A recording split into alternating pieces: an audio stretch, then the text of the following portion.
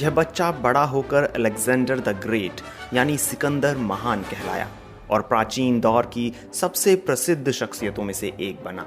Macedonia के रहने वाले सिकंदर का जन्म 356 ईसा पूर्व में हुआ था। मैसिडोनिया उत्तरी यूनान से बाल्कन तक फैला हुआ इलाका था। उनके पिता की उनके ही सुरक्षा गार्ड ने हत्या कर दी थी, जिसके बाद एक नए राजा के बनने का संघर्ष शुरू हुआ। इस संघर्ष में उन्होंने अपने सभी विरोधियों का सफाया कर दिया और 20 साल की उम्र में राजा बन गए। इसके बाद सिकंदर ने 12 वर्षों तक शासन किया। उन्होंने अपने सैनिकों के साथ 12,000 मील की विजय यात्रा की। अपनी बुलंदी के दौर में सिकंदर का साम्राज्य पश्चिम में यूनान से लेकर पूर्व में आज के पाकिस्तान, अफगानिस्तान, ईरान, इराक और मिस्र तक फैला हुआ था। सिकंदर से पहले मैसिडोनिया केवल एक भौगोलिक क्षेत्र का नाम था। सिकंदर की मां ओलंपियास फिलिप द्वितीय की तीसरी या चौथी पत्नी थी और महत्वपूर्ण इसलिए थी क्योंकि उन्होंने परिवार में पहले लड़के को जन्म दिया था, यानी सिकंदर के रूप में उन्होंने राज्य को उत्तराधिकारी दिया था। ब्रिटेन की रीडिंग यूनिवर्सिटी में क्लासिक्स की लेक्चरर रैचल मायर्स का कहना है कि सिकंदर को उस समय की सबसे अच्छी शिक्षा दी गई थी। जब वह 13 साल के थे तो उनके शिक्षकों में अरस्तु जैसे महान दार्शनिक शामिल थे। सिकंदर पर जीवन भर अरस्तु के शिष्य होने का प्रभाव रहा। सिकंदर के सत्ता में आने के बारे में बताते हुए बर्मिंघम यूनिवर्सिटी में क्लासिक्स की प्रोफेसर डायना स्पेंसर कहती हैं, जैसा कि हम जानते हैं कि सिकंदर के पिता फिलिप द्वितीय की कई पत्नियां थीं, जिनमें से एक क्लियोपैट्रा नाम की महिला भी थी, जिन्होंने सिकंदर और उनकी मां के लिए मुश्किलें पैदा कर दी थी। मां और बेटे दोनों को यह लगने लगा था कि वे पूरी तरह से मैसिडोनिया का खून नहीं हैं। ये सच्चाई उनकी गरिमा को भी ठेस पहुंचा रही थी और राजनीतिक रूप से भी नुकसानदेह थी। सिंहासन तक पहुंचने की लड़ाई में सिकंदर की ये कमजोरियां थीं। यह एक राजनीतिक सच्चाई थी कि पूरी तरह से मैसिडोनिया से ताल्लुक रखने वाले एक नए पुरुष उत्तराधिकारी के सामने आते ही सिकंदर के लिए नई मुश्किलें पैदा हो सकती थीं। डायना स्पेंसर का कहना है कि सिकंदर की सौतेली बहन यानी क्लियोपैट्रा की बेटी की शादी में एक सुरक्षा गार्ड ने राजा फिलिप द्वितीय की हत्या कर दी थी। गार्ड को भी भागने की कोशिश के दौरान मार दिया गया था, इसलिए यह पता नहीं चल सका कि इस हत्या की वजह क्या थी। लेकिन माना जाता है कि इस हत्या में सिकंदर और उसकी मां का हाथ हो सकता है। इस हत्या के बाद सिकंदर का हाथ नहीं रुका। उन्होंने एक एक करके उन सभी लोगों को मार दिया जो उनके उत्तराधिकार के लिए खतरा बन सकते थे। आखिरकार सिकंदर सिंहासन पर बैठे और अब उनकी नज़र फारस साम्राज्य पर थी। फारस साम्राज्य ने 200 से अधिक सालों तक भूमध्य सागर से जुड़े इलाकों पर शासन किया। यह साम्राज्य इतिहास के वास्तविक सुपर पावर में से एक था। फारस साम्राज्य की सीमा भारत से लेकर मिस्र और उत्तरी यूनान की सीमा तक फैली हुई थी, लेकिन इस महान साम्राज्य का खात्मा सिकंदर के हाथों हुआ। इतिहासकार लिखते हैं कि सिकंदर की विजय का श्रेय उनके पिता को भी जाता है, जिन्होंने अपने पीछे एक बेहतरीन फौज छोड़ी थी, जिसका नेतृत्व बहुत अनुभवी और वफादार सेनापतियों के हाथ में था। हालांकि एक चालाक और कुशल दुश्मन को उसके इलाके में जाकर हराना खुद सिकंदर की एक नेता के रूप में बुद्धिमत्ता और युद्ध रणनीति में महारत का कमाल था। मैसिडोनिया के लोग हमेशा से एक सैन्य ताकत नहीं थे। यूनान में एथेंस, स्पार्टा और थेब्स राज्य ऐतिहासिक रूप से शक्ति के स्रोत रहे हैं। इन राज्यों के नेता मैसिडोनिया के लोगों को जंगली या बारबेरियन कहते थे।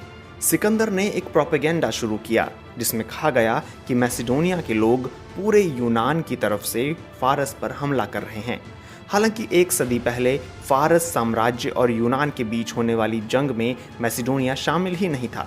सन 334 ईसा पूर्व में सिकंदर की सेना फारस साम्राज्य में दाखिल हुई। सिकंदर की 50,000 की सेना को उस समय दुनिया की सबसे बड़ी और सबसे अधिक प्रशिक्षित सेना का सामना करना था। एक अनुमान के अनुसार राजा डेरियस तृतीय की मातहत सेना की संख्या 25 लाख थी, जो उसके पूरे साम्राज्य में फैली हुई थी। इस सेना का दिल कहे जाने वाले दस्ते को अमर सेना कहा जाता था। यह 10,000 सैनिकों की एक एलीट रेजिमेंट थी।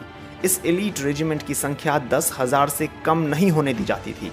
युद्ध के दौरान जब इस दल का कोई सैनिक मारा जाता तो दूसरा उसकी जगह तुरंत ले लेता था और कुल संख्या पूरी 10,000 ही रहती थी। लेकिन इस जबरदस्त सैन्य शक्ति के बावजूद सिकंदर की बहुत ही प्रभावी और बुद्धिमान रणनीति की वजह से फारस साम्राज्य हार गया। सन 324 ईसा पूर्व में सिकंदर फारस के सूसा शहर पहुंचे। वह फारस और मैसिडोनिया के लोगों को एकजुट करना चाहते थे और ऐसी नस्ल पैदा करना चाहते थे जो केवल उसके प्रति वफादार रहे। सिकंदर ने अपने कई सेनापतियों और अधिकारियों को फारस की राजकुमारियों से शादी करने का आदेश दिया। सिकंदर ने खुद अपने लिए भी 2 पत्नियां चुनी। डायना स्पेंसर बताती हैं कि कई रोमन इतिहासकारों के अनुसार सिकंदर कभी कभी नशे में धुत हो जाते थे और एक बार उन्होंने रात के खाने के समय नशे की हालत में अपने एक करीबी दोस्त को मार डाला था। सिकंदर की तमाम विजयों और उनके व्यक्तित्व के आकर्षण के कारण प्राचीन यूनानी उन्हें एक आम आदमी नहीं बल्कि एक देवता समझने लगे थे। बल्कि खुद सिकंदर को भी विश्वास हो गया था कि वे एक देवता हैं। फारस साम्राज्य पर अपना कब्जा जमाने के बाद उनकी सेना पूर्व की ओर बढ़ने लगी और भारत तक पहुंच गई। इसके बाद सिकंदर मैसिडोनिया वापस लौटने लगे, लेकिन वतन वापसी उनकी किस्मत में नहीं थी।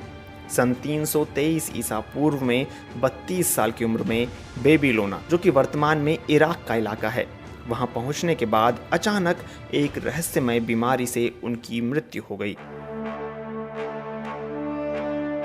कुछ इतिहासकारों का मानना है कि उनकी मौत का कारण उनके घावों में होने वाला इन्फेक्शन था और कुछ का मानना है कि उनकी मृत्यु मलेरिया की वजह से हुई थी। सिकंदर को फारस साम्राज्य पर विजय प्राप्त करने के बाद भारत जाने की जरूरत क्यों महसूस हुई? यूनानी संस्कृति के प्रोफेसर पॉल कार्टलेज का कहना है कि इसके कई कारण थे। सिकंदर यह दिखाना चाहते थे कि उनके राज्य की सीमाएं वहां तक पहुंच चुकी हैं जहां तक उनके पिता फिलिप द्वितीय नहीं जा सके थे। सिकंदर की लगातार जीत ने उन्हें यह विश्वास दे दिया था कि वो जहां तक कोशिश करें जा सकते हैं।